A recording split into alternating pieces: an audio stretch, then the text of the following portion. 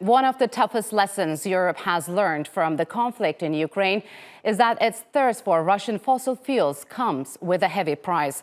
For months, the EU has said it would gradually end that dependency, but the bloc hasn't been clear how that energy shortfall would be filled. Those plans got a boost last week after the EU signed a deal to double its natural gas imports from Azerbaijan. European Commission President Ursula von der Leyen signed the agreement with Azerbaijan's President Ilham Aliyev in Baku last week. The deal will see Azerbaijan expand its delivery of natural gas to 20 billion cubic meters per year by 2027. Baku is already expected to boost its gas exports to the EU by nearly half this year compared to last, as Europe desperately looks for alternatives. Currently, Azerbaijan transports its gas through the Trans-Anatolian Gas Pipeline, which runs across Türkiye towards Greece. So is the EU on the path of ending its dependency on Russia? And how will Azerbaijan's growing energy role impact its immediate region and beyond? And to discuss this natural gas deal between the EU and Azerbaijan, joining me now from Baku is Shahmar Hajiyev. He is a senior specialist at the Center of Analysis of International Relations. And Aura Sabadus from London. She's a senior journalist at the Independent Community Intelligence Service, which analyzes energy markets. A warm welcome to you both. Thanks for joining me on Straight Talk. So, Aura, the European Union has agreed on a deal with Azerbaijan to double gas exports by 2027.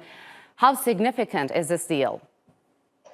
It's important, and of course we do hope that extra Caspian gas will be entering Europe. However, I'd like to remind that those who have been watching events in the region know that these were planned as part of a second phase of the expansion of the Southern Gas Corridor. But all in all, it's very important that these plans go ahead and there is more diversification for European buyers. So, Shahmar, Azerbaijan will increase its gas exports to 12 billion next year. Will it help compensate for cuts in supplies from Russia? And how would that contribute to the security of Europe's energy gas supplies?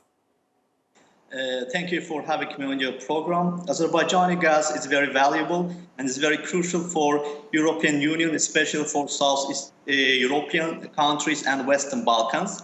We say that we are not competitor to Russian gas because Azerbaijan supports its European partners and the energy security of Europe. But in terms of diversification, of course, it's very valuable for European countries to have the Caspian gas in order to diversify energy supply and routes. The share of Russian gas is huge. Of course, it's like 41%, but in the future with other diversification initiatives like LNG and other gas sources, Europe will manage to decrease the share of Russian gas. Yes, so Aura, as Shahmar mentioned, EU officials have been scrambling to secure gas from alternative sources, including the US, Israel, Qatar, Azerbaijan, Egypt, both via pipelines and LNG. So can this patchwork of nations and Europe's dependency on Russia?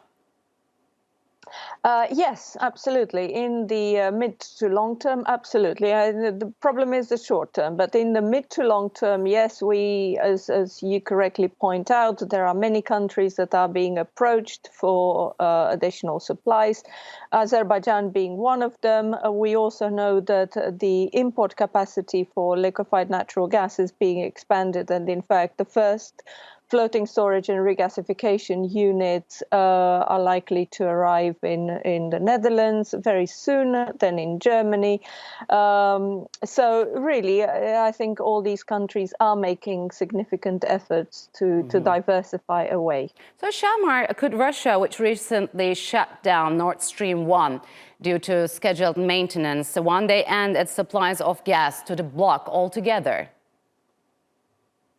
As I mentioned, the share of Russian gas is huge in the European gas markets, and it's not realistic to think that it's possible for the short term to decrease the share of Russian gas.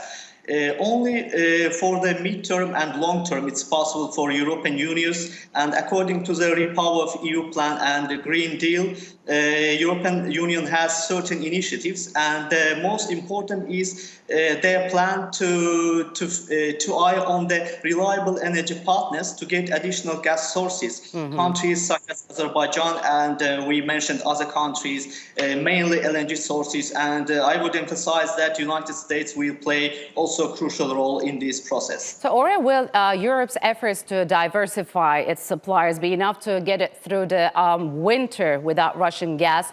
And if not, what should be done moving forward? Well, key here obviously is demand reduction, because supplies are not within the power or the control of the European Union, or very limited supplies. We're talking here domestic demand.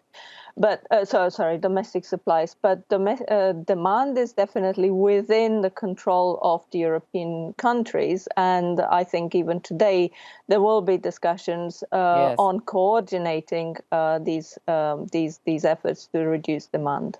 But European Commission proposed a plan to voluntarily reduce gas consumption by 15% starting from now until next spring. So we know that Spain, Greece and Portugal have already objected to this idea that they don't consume as much as Germany and Italy do. So are we likely to see a divergence among member states within the European Union? Well, for sure, many countries will be feeling that this is rather unfair to ask for those that are not exposed to Russian gas to cut gas consumption. But overall, let's not forget that these markets are linked, and whatever happens in one could affect the other one. So even I think this morning there was some signal from the European Commission that the Czech presidency is now working to get some kind of agreement, and we may hear a response later on today. But I would say that overall, even if these countries do not accept it, a spike in gas prices, again, which we saw this morning, is likely to convince them to provide the necessary impetus to start reducing the gas. It's not possible to operate at these levels. So if we get back to the deal, Shahmar, how would this deal cement Azerbaijan's as well as the Caucasus region's role in the global energy markets? How would it change the dynamics in the Caucasus? It's a very important and strategic document, and it will open the new page in bilateral relations with EU. And if analyzing this document, we can see the main focus areas like increase of natural gas from Azerbaijan to European gas markets, cooperation in the field of energy efficiency, renewable energy sources, and also interesting point is green hydrogen. So we can say a broad array of cooperation between European Union and Azerbaijan, and the most important is that this MOU will also support the further investments in the upstream oil and gas sector in Azerbaijan in order to increase gas production in the future, which is very important to double capacity of TAP and increase the natural gas supply to European gas markets. I think this is very positive signal both for Azerbaijan and European partners that Azerbaijan will support their energy security. And I will say also that Azerbaijan has proved itself as reliable energy partner, and neither COVID and Second Karabakh War could stop the finalization of Trans-Adriatic Pipeline. So, Ora, how do you think Russia is viewing Europe's efforts to secure non-Russian sources? I mean, could this latest deal could cause animosity between Baku and Moscow, since Baku is to some extent set to replace Russian gas? Well, let's not forget that the reason why these countries are now going out and looking for alternative sources is precisely because of Russia's behavior in European markets. I mean, they started reducing gas for Ukraine. They started reducing gas for Nord Stream 1. This morning, there was news that they were increasing the pressure in the pipeline system without notifying the Ukrainians, potentially leading to accidents. So all this behavior has actually pushed the European countries towards looking for other resources. Now, ultimately, this could damage the Russian upstream sector, because if the Russians can't sell the gas and can't take it to Europe, they won't be able to take it to China very soon. So they will end up with a lot of gas stranded underground. Mm-hmm. Some of it will go for local consumption, but who knows what will happen to the rest? Will they flare it? I don't know. I mean, it's a very interesting situation for them, but it's of their own making. So, Shahmar, what's your take on that? I mean, is Russia unsettled with this deal? And what kind of ramifications would this deal have on Southern Caucasus, especially in, let's say, recently liberated Nagorno-Karabakh? I mean, could tensions rise in the region as Russia gets further isolated? It's a very interesting question, and we always say that Azerbaijan diversified economy. Azerbaijan supports interregional energy and connectivity projects, and we know that we finalized many important energy and other projects. It's not against Russia, as I mentioned. We are not competitor to Russian gas. Because we are selling gas to European gas markets, because the condition is quite good for us. It's economically viable, and that's why it's in Azerbaijan's interest to sell gas to European energy markets. And Russia also understands that Russia is a close neighbor of Azerbaijan, and I think there will be no problem regarding the expansion of Southern Gas Corridor and selling more Azerbaijani gas to European gas markets, because it's clear that the share of Russian gas is huge, and it's not like it's not so easy to decrease the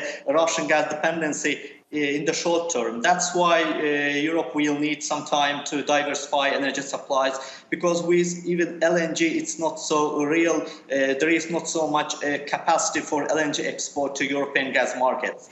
And Azerbaijan gas will mainly play important role for Southeast European countries and Western Balkan countries, which mainly depend on few suppliers. That's why it's very crucial for terms of diversification. But it's not just supplying Europe with gas. I mean, could this agreement be construed as a first step by the European Union to tap Central Asian energy sources in the future? Well, we know that the European Union has reached out to other Central Asian suppliers, such as Turkmenistan.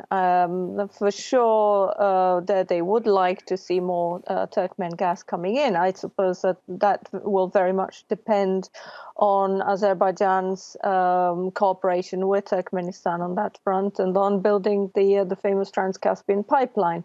And of course, ultimately also taking the gas via Turkey, as it used to be, it was planned many years ago, but nothing came of it.